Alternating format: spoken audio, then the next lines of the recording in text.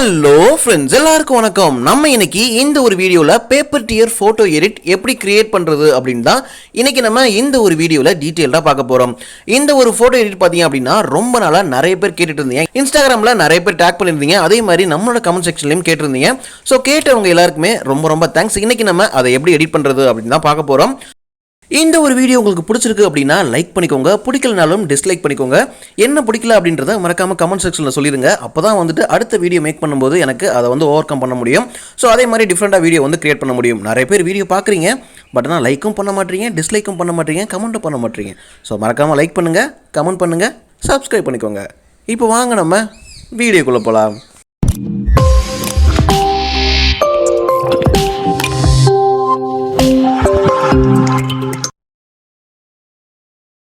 இந்த ஒரு image edit பார்த்தீங்க அப்படின்னா நம்ம பிக்சார்ட் அப்ளிகேஷனை யூஸ் பண்ணி தான் எடிட் பண்ண போகிறோம். இந்த அப்ளிகேஷனோட டவுன்லோட் லிங்க் பார்த்தீங்கன்னா கீழே டிஸ்கிரிப்ஷனில் கொடுத்துருக்கேன். PicsArt mod APK download link அப்படின்னு சொல்லிட்டு ஒரு லிங்க் இருக்கும். அதை கிளிக் பண்ணி நம்மளோட வெப்சைட்டில் போயிட்டு ஒரு கிரீன் கலர் டவுன்லோட் பண்ணிட்டு இருக்கும். அதை கிளிக் பண்ணி இதை நீங்கள் டவுன்லோட் பண்ணிக்கலாம். இந்த அப்ளிகேஷனை ஓப்பன் பண்ணிங்கன்னா அது இன்டர்ஃபேஸ் பார்த்தீங்கன்னா இந்த மாதிரி தான் இருக்கும். கீழே ஒரு ப்ளஸ் ஐக்கான் இருக்கும். அந்த ப்ளஸ் ஐக்கானை டச் பண்ணி அப்படின்னா இந்த மாதிரி வரும். அதில் பார்த்தீங்க அப்படின்னா மேலே எடிட் எ ஃபோட்டோ அப்படின்னு சொல்லிட்டு ஒரு ஆப்ஷன் இருக்கும். அதை டச் பண்ணிக்கோங்க. இந்த மாதிரி தான் ஓப்பன் ஆகும். இந்த சைடில் பார்த்தீங்க அப்படின்னா பேக்ரவுண்ட் அப்படின்னு சொல்லிட்டு ஒரு ஆப்ஷன் இருக்கும். அதை கிளிக் பண்ணுங்க. அதில் ஏதாவது ஒரு பேக்ரவுண்ட் நீங்கள் சூஸ் பண்ணிக்கோங்க. இந்த பேக்ரவுண்ட் தான் சூஸ் பண்ணணும். ஸோ இது நிறைய பேர் கேட்டிருந்தீங்க, இந்த மாதிரி எப்படி கிரியேட் பண்ணுறதுன்னு சொல்லிக் கொடுங்கன்னு சொல்லிட்டு. ஸோ அவங்கள மாதிரியே நம்ம கிரியேட் பண்ணணும் அப்படிலாம் கிடையாது. உங்களோட மைண்ட் செட் அந்த டைமில் எப்படி இருக்குது, இல்லை அந்த இமேஜுக்கு நீங்கள் எப்படி எடிட் பண்ணணும்னு நினைக்கிறீங்களோ அந்த மாதிரி கிரியேட் பண்ணலாம். இதை ஒரு ஹீரோ ஹீரோயின் ஃபோட்டோ வச்சு மட்டும் தான் கிரியேட் பண்ணணும் கிடையாது. உங்களோட ஃப்ரெண்ட்ஸோட ஃபோட்டோவோ இல்லை உங்களோட ஃபோட்டோ யூஸ் பண்ணி கூட நீங்கள் கிரியேட் பண்ணலாம். இப்போ யாருக்காவது பர்த்டே வருது அப்படின்னா அவங்களோட ஃபோட்டோஸ் எல்லாத்தையுமே இந்த மாதிரி ஒரு கலெக்ஷனாக ரெடி பண்ணி அதில் லிரிக்ஸ் வர மாதிரியோ இல்லை எமோஜிஸ் வர மாதிரியோ நீங்கள் ரொம்ப சூப்பராக கிரியேட் பண்ணலாம். இப்போ எக்ஸாம்பிளுக்கு நான் ஒரு இமேஜ் சூஸ் பண்ணிக்கிறேன். ஸோ இந்த மாதிரி ஒரு இமேஜ் சூஸ் பண்ணதுக்கப்புறமா கீழே பார்த்தீங்க அப்படின்னா இங்கே டூல்ஸ் அப்படின்னு சொல்லிட்டு ஒரு ஆப்ஷன் இருக்கும். அதை கிளிக் பண்ணிக்கோங்க. அதை கிளிக் பண்ணதுக்கப்புறமா மேலே கிராப் அப்படின்னு சொல்லிட்டு ஒரு ஆப்ஷன் இருக்கும். அதை கிளிக் பண்ணி அதில் உங்களுக்கு என்ன ரேஷியோ வேணுமோ அதை நீங்கள் சூஸ் பண்ணிக்கலாம்.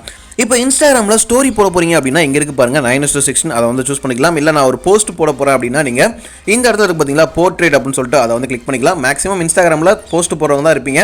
நீங்கள் கோட்ஸ்லாம் ரெடி பண்ணி உங்களோட பேஜில் போகிறீங்க அப்படின்னா இந்த மாதிரி ஒரு எடிட் கிரியேட் பண்ணி அதை நீங்கள் உங்களோட பேஜில் போஸ்ட் பண்ணலாம். ஸோ இந்த மாதிரி நான் சூஸ் பண்ணிக்கிறேன்.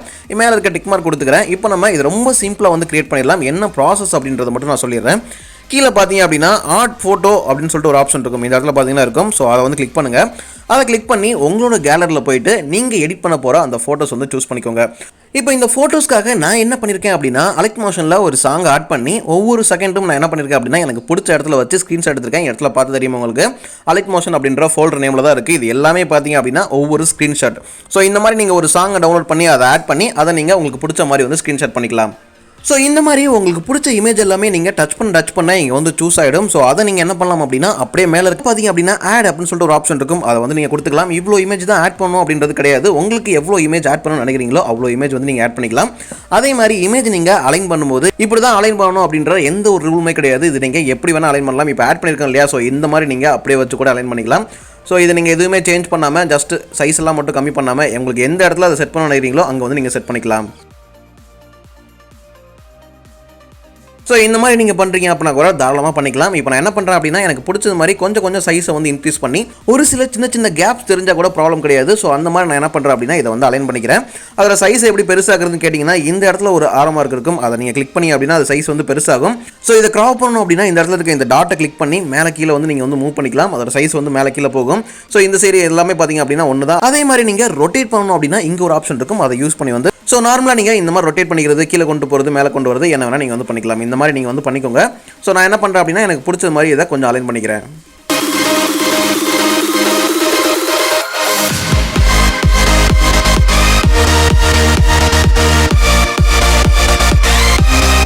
ஸோ இப்போ பார்த்தீங்க அப்படின்னா எனக்கு பிடிச்சது மாதிரி இதை அலைன் பண்ணிட்டேன். இந்த மாதிரி நீங்கள் எப்படி வேணால் இதை அலைன் பண்ணிக்கலாம். ஃபஸ்ட் நீங்கள் ஆட் பண்ணும்போது ஒரு பொசிஷன் இருந்து பார்த்தீங்களா, அதே மாதிரி கூட அப்படியே வச்சுட்டு அதுக்கு மேலே அந்த ஸ்டிக்கர்ஸ்லாம் இருக்குல்ல அதை ஆட் பண்ணிக்கலாம். இப்போ நம்ம என்ன பண்ண போகிறோம் அப்படின்னா மேலே இருக்க இந்த டிக் மார்க் கொடுத்துக்க போகிறோம். இதை கொடுத்ததுக்கப்புறமா நீங்கள் எந்த ஒரு சேஞ்சஸும் பண்ண முடியாது. இதுக்கு முன்னாடி ஏதாவது சேஞ்ச் பண்ணுறீங்க அப்படின்னா ஆட் பண்ணவொன்னே சேஞ்ச் பண்ணிக்கோங்க.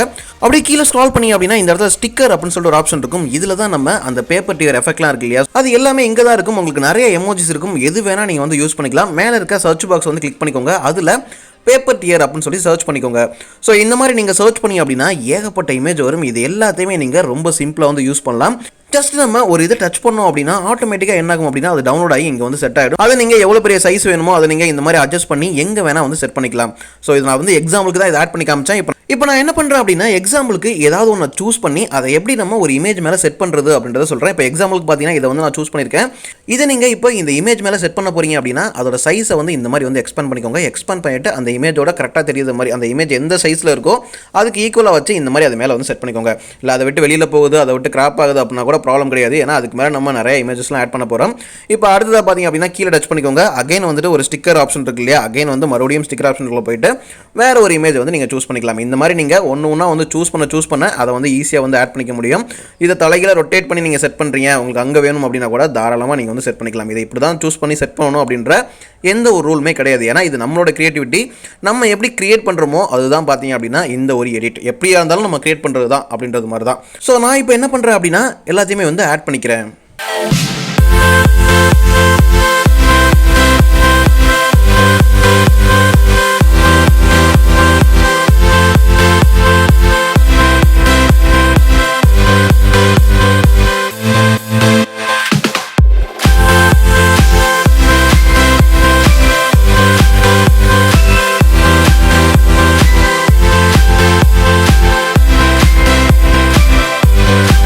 இப்போ நீங்கள் ஸ்க்ரீனில் பார்த்தீங்க அப்படின்னா உங்களுக்கே தெரியும் என்னால் முடிஞ்ச அளவு எல்லா எமோஜியும் எடுத்துகிட்டு வந்துட்டு இங்கே நான் அழகாக வந்து செட் பண்ணியிருக்கேன். ஒன்றுமே கிடையாதுங்க, எந்தெந்த இடத்துலலாம் கேப் இருக்கோ அதை நம்ம அடைக்க போகிறோம், அவ்வளோதான். இந்த பேப்பர் டியர்ன்றது எந்தெந்த இடத்துல கிழிஞ்சிருக்கோ அந்த இடத்த நம்ம மூட போகிறோம், அவ்வளோதான். ரொம்ப ரொம்ப சிம்பிள்.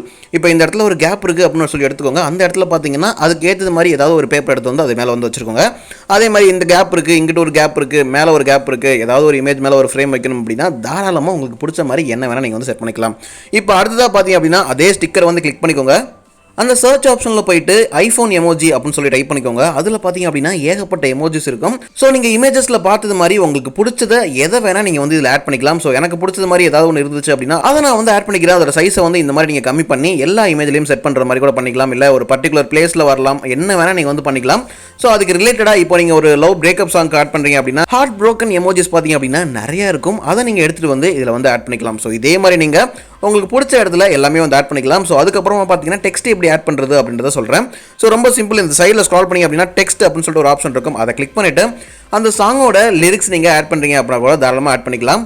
இப்போ நீங்கள் ஸ்க்ரீனில் பார்த்தீங்க அப்படின்னா நான் ஒரு டெக்ஸ்ட் வந்து ஆட் பண்ணியிருக்கேன். இந்த டெக்ஸ்ட்டை சூஸ் பண்ணி கீழே பார்த்தீங்க அப்படின்னா ஒரு கலர் ஆப்ஷன் இருக்கும். அதை கிளிக் பண்ணி உங்களுக்கு பிடிச்ச கலரை நீங்கள் வந்து கொடுத்துக்கலாம். அதே மாதிரி இதோட சைஸை வந்து கம்மி பண்ணிக்கலாம்.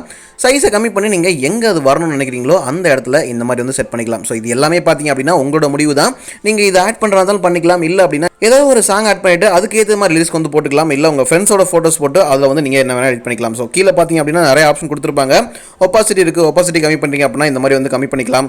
ஸோ கலரை சேஞ்ச் பண்ணி அப்படின்னா கலர் நீங்கள் ஃப்ரண்ட்டில் இருக்குது. அதே மாதிரி ஹைலைட் பார்த்தீங்க அப்படின்னா ஒரு ஆப்ஷன் இருக்கும். என்ன ஹைலைட் வேணால் நீங்கள் வந்து கொடுத்துக்கலாம். ஸோ அதுக்கப்புறம் ஸ்டோக்ஸ் இருக்கும். என்ன கலர் வேணால் நீங்கள் வந்து கொடுத்துக்கலாம். இது எல்லாமே பார்த்தீங்க அப்படின்னா உங்களோட விருப்பம் தான். இப்படிலாம் ஆட் பண்ணலாம் அப்படின்றதுக்கான ஒரு ஐடியா தான். அதுக்கு முன்னாடி பார்த்தீங்க அப்படின்னா ஃபாண்ட் சேஞ்ச் பண்ணுறதுக்கான ஒரு ஆப்ஷன் இருக்கும். அதை கிளிக் பண்ணிவிட்டு அதில் பார்த்தீங்க அப்படின்னா நிறைய ஃபாண்ட்ஸ் இருக்கும். உங்களுக்கு பிடிச்ச ஃபாண்ட்டை நீங்கள் தாராளமாக வந்து யூஸ் பண்ணிக்கலாம். ஸோ இப்போ பார்த்தீங்க அப்படின்னா நம்ம ஒரு டெக்ஸ்ட் வந்து ஆட் பண்ணியாச்சு. இதே மாதிரி நீங்கள் இங்கே ஆட் பண்ணிக்கலாம், இங்கே ஆட் பண்ணிக்கலாம், இங்கே வேணும் ஆட் பண்ணிக்கலாம், இங்கேன்னு உங்களுக்கு எந்த இடத்துல பிடிச்சிருக்கோ அங்கே எல்லா இடத்துலையுமே நீங்கள் வந்து ஆட் பண்ணிக்கலாம். அதே மாதிரி எமோஜிஸ் பார்த்தீங்க அப்படின்னா நிறைய எமோஜிஸ் இருக்குது. அதில் போயிட்டு இந்த மாதிரி ஹார்ட் எமோஜிஸ் இருக்குது அப்படின்னா அதை எடுத்துகிட்டு வந்து அவங்க மேலே வந்து செட் பண்ணுறீங்க அப்படின்னா கூட தாராளமாக செட் பண்ணிக்கலாம். இது எல்லாமே பார்த்தீங்க அப்படின்னா நீங்கள் நிறைய இமேஜஸில் பார்த்துருப்பீங்க. இன்கேஸ் நீங்கள் பார்க்கல அப்படின்னா இந்த மாதிரி செட் பண்ணி உங்களோட பேஜில் வந்து போஸ்ட் பண்ணுங்கள். இப்போ அது நிறைய பேர் யூஸ் பண்ணிட்டு இருக்காங்க. ஸோ உங்களுக்கு வேணும் அப்படின்னா தாராளமாக நீங்கள் வந்து யூஸ் பண்ணிக்கலாம். ஸோ இவ்வளோ தான் பார்த்தீங்கன்னா இந்த ஒரு எடிட் ரொம்ப சிம்பிளாக நீங்கள் இதை வந்து கிரியேட் பண்ணிடலாம். மேலே பார்த்தீங்க அப்படின்னா சேவ் பண்ணுறதுக்கான ஆப்ஷன் கொடுத்துருப்பாங்க. அதை கிளிக் பண்ணீங்க அப்படின்னா உங்களுக்கு சேவ் பண்ணவான்ற ஆப்ஷன் கேட்கும். அதில் நீங்கள் ஜேபிஜி அதுக்கப்புறம் பிஎன்ஜி பிடிஎஃப் அப்படின்னு சொல்லிட்டு ஒரு ஆப்ஷன் இருக்கும். பிடிஎஃப் மட்டும் விட்டுட்டு இது ரெண்டில் உங்களுக்கு எந்த ஃபார்மேட் வேணுமோ அதை நீங்கள் டச் பண்ணி அப்படின்னா ஆட்டோமேட்டிக்காக இது பார்த்தீங்க அப்படின்னா கேலரியில் வந்து சேவ் ஆகிடும்.